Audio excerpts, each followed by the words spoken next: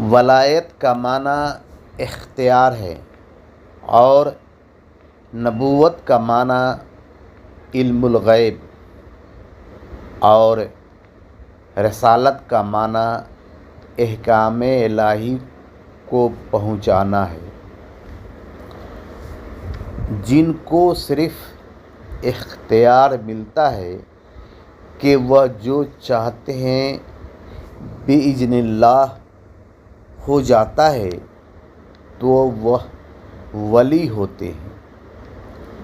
اور جن کو اختیار اور علم الغیب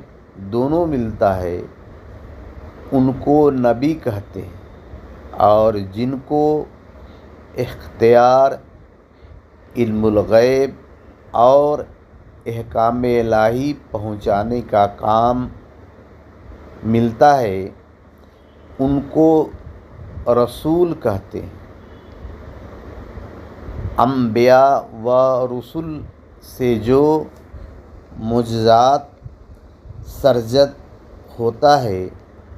وہ ولایت کے سبب ہوتا ہے، اور وہ جو علم الغیب رکھتے ہیں وہ نبوت